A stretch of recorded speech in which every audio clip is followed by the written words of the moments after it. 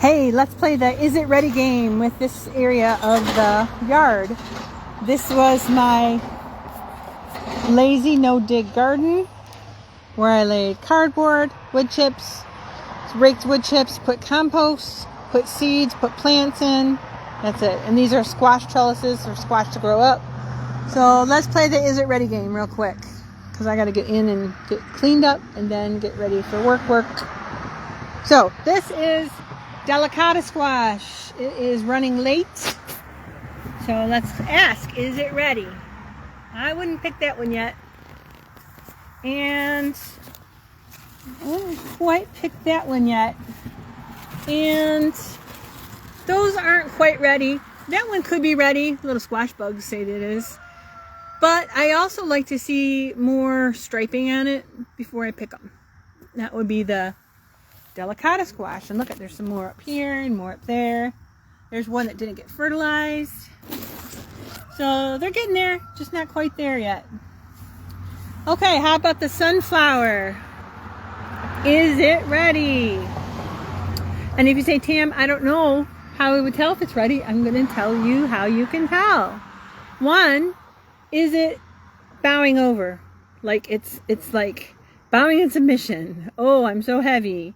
Yes, it's bowing over. Two, does it still have petals on it? It does. Usually the sunflower seeds are not ready to harvest when it's bowed over and there's still petals. How about this one? This one has no petals. Is it ready? This one has partial petals. Is it ready? Well, then I'm going to say, look at the back of the flower. Is it yellowish brown? This one's starting to turn a little bit, but not quite yet. If I wanted to save sunflower heads from the critters, I would put a bag over it or something like that, because it's going to continue, the seeds are going to continue drying out and finishing up inside a bag.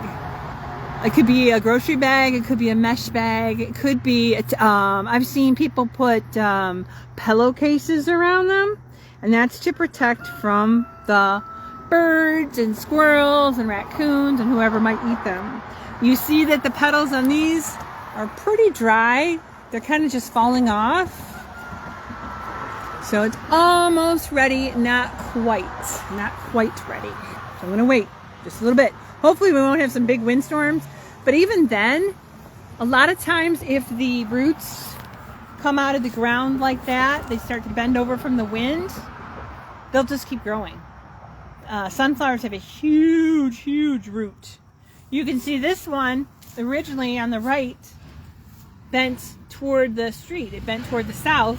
It must have got pushed by some north winds, but it's still growing. So not quite ready. Okay, yellow squash. Is it ready? It could be picked. It's really small. And here's some more. Could be picked. Still a little small. And over here. Ooh, that's a good size. This one's a pretty good size for grilling up on the barbecue or with your eggs or in casseroles. It's not real big like a bread squash. Same with this one. Ooh, that's a good size too. I'm gonna twist this one off. Right, come with me. And you can see what size it is. So this is yellow squash and it is ready. Look at this other one too. And I'll tell you why I'm getting these ones that are kind of small. They're not too small, but they're kind of small. I'll show you why I'm getting them right now. I saw that one in the very back was good too. I'm going to get that one too. And the reason I am grabbing these real quick, you can see the funguses are starting and the powdery mildew, and squash bugs are starting too. Yes. Look at that. Those are good sizes. The reason I'm getting these, I'm going to put them in my pocket so I don't forget them out here, is to protect from a critter I see going around in this area of the garden right now. in the lawn. These circles right here. Circles, circle damage. Circle damage. What do you think it is? Take a guess. And then I'll tell you if you're right. If you said deer, you're not correct. If you said snakes, crawfish, you're not correct. This is skunk damage. What are the skunks going for, you say? What do you think they're going for in grass? If you had to guess. If there's $1 million I'd give you if you guessed. What do you think they're going for in the grass? They're going for the grubs. What are grubs, Tam? Grubs are in your lawn. They like to eat the roots.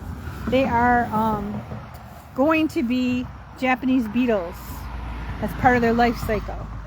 So I want to get the squash I can eat right now off the vines before the the skunks decide to come and get them. Okay, these sunflowers, are they ready? That is no. It's not bowing. This is starting to bow. There's still leaves. This one's starting to bow and it's starting to bend sideways. The petals, still petals. The petals are drying off. Is the back yellow? Let's look at the back. Hello, little bee. The back is not quite yellow. I could bag it, or I could snip it now and bring it inside and finish drying. And the other part of it is, if this is yellow brown, which isn't quite that way yet, I could also take my thumb and gently rub and see how dry all these petioles are. These were all mini flowers.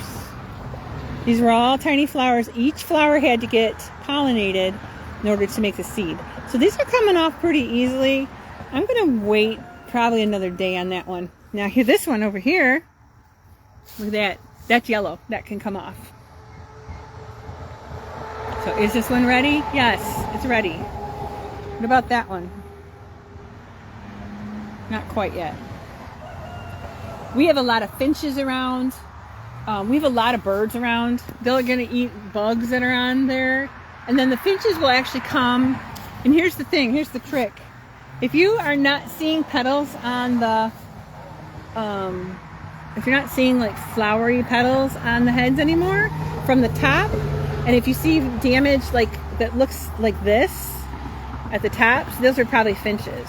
The finches will come and they'll just rip these right off and eat them. And then they'll come into here, they'll eat those, they'll start picking away and trying to get these seeds. Finches will. Okay, over here. Is it ready? Is it ready? Ooh, these are really twisting around the center here. I'm going to wait on that one too. And so for sure today, I'm going to get that one off. I'm going to cut that one down and string it upside down. And I'll show you in a minute what that looks like. Okay. Oh, look at it. Get off me, bug. Look at that grub damage.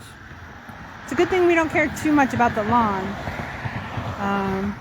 Okay, and this is a stand that blew over sideways, and it's still growing. Even if they, look at this, look at the roots.